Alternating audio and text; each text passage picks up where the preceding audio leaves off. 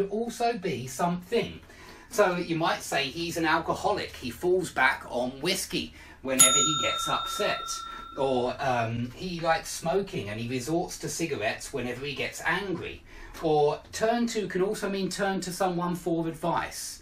And it's still using them as a last resort, really. You can say, in times of trouble, I turn to my auntie for advice.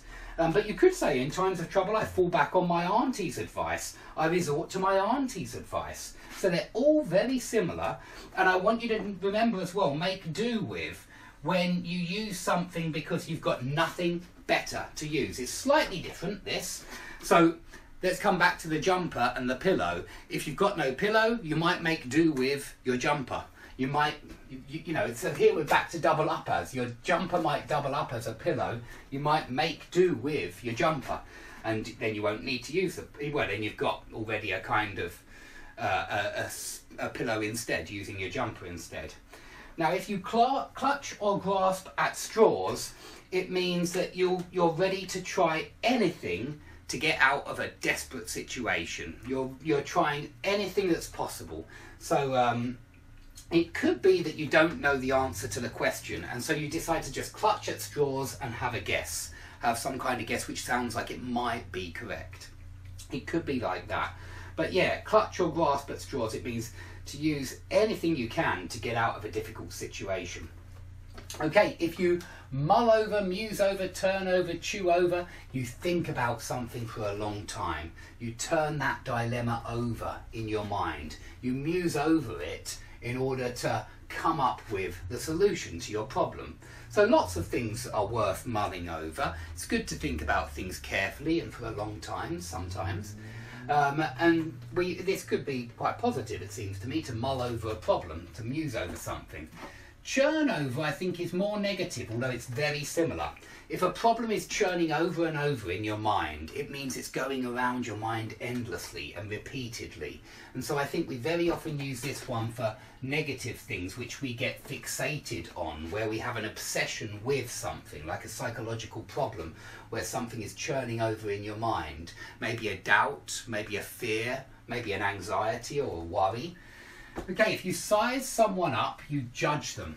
You might be sizing them up for their strength. That's possible too. I mean, before two guys start to fight, they square up their shoulders, which means they put their shoulders up to make themselves look big. And then they size up their opponent. They look at their opponent to understand, how big is he actually? Is he bigger than me? Is he going to just punch me and beat me up? So it could be used for strength, but it can also be used for character. And so in the IT Crowd, one of the TV shows that a lot of my students watch, the boss says in the very first scene of the very first episode, I like to size up every new employee with a good long stare. And he means I like to judge them. I like to understand exactly who I've got in front of me by staring at them. Now, if you single someone out, it means that you choose someone from a large group, either for praise or for criticism. It could be either way. So you might say, my teacher singled me out for praise because my spelling test was so good. But you could also say, my teacher singled me out as the worst behaved student in the class. So it basically means to choose one person from the group and then praise or blame that person. If you do someone out of their inheritance, or you cheat someone out of their inheritance, it means that you manage to get their inheritance and you somehow do them out of their inheritance. Maybe you get them to sign a document which gives all of the inheritance to you or something like that, and it's dishonest the way you're operating, then you're doing them out of their inheritance or cheating them out of their inheritance. It could have another noun here, it doesn't have to be inheritance, but it's always when you're being dishonest, if you do or cheat someone out of something. Now, to drum up business, I make YouTube videos for a start. It's one of the ways that I drum up business. But you could also drum up support if you're a politician. You might drum up support by going out and knocking on people's doors. Canvassing, we call that, when you actually knock on people's doors and say, who will you be voting for? Why not vote for me? Okay, if you play on someone's weaknesses, you exploit their weaknesses, But if you play up to your own strengths, you make the most of your own strengths. So I like students to remember, play on the opponent's weaknesses, but play up to our own strengths. Yeah, so I'd like you to play up to your strengths. If you're good at grammar, play up to those strengths. Use a lot of different grammatical expressions, and it will add flavour to your language, to your English. But play up to can mean a second thing. It doesn't just mean make the most of. It also means suck up to or butter someone up. This is when you suck up to the boss. Maybe you want to get a promotion, and so you play up to him. You try to please him. You try to flatter him. You try buttering him up with praise, and hopefully he'll give you that promotion. Now, if you play someone off against someone else, this means that you use the competition between two people or the disagreements in order to further your own ends. For example, I always remember the quote here which I wrote on the video, Play Phrasal Verbs, and all of these play phrasal verbs are in my other video on play phrasal verbs.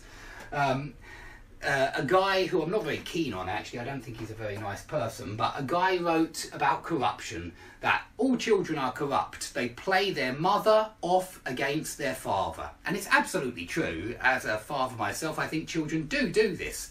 They play their mother off against their father, and they play their father off against their mother.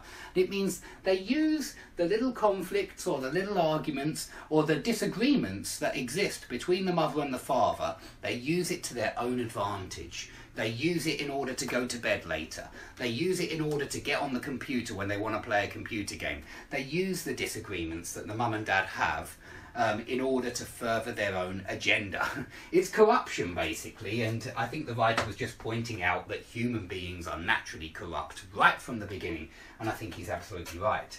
Now, if you play something up, you over-exaggerate how good something is. If you play something down, you under-exaggerate how good something is. And if you say, let's wait and see how things play out, it means let's wait and see how things happen. Let's wait and see how things finish in the end. Let's wait and see where we end up at the end of everything.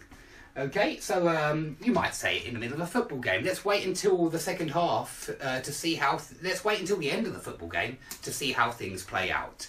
Okay, now's a good time to answer a question.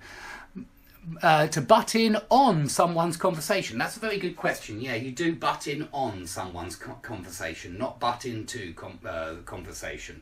You can barge into a room, barge in, but you barge in on a conversation, or you butt in on a conversation. So that's a very good question, very relevant. So thanks everybody for watching. If you have any relevant questions, put them under the video. Don't understand that, sorry. Please put questions under the video and I'll be delighted to answer them later. Okay, thanks very much. I can't speak when I'm reading your comments, sorry guys. Thanks very much for watching, and I hope to see you all soon.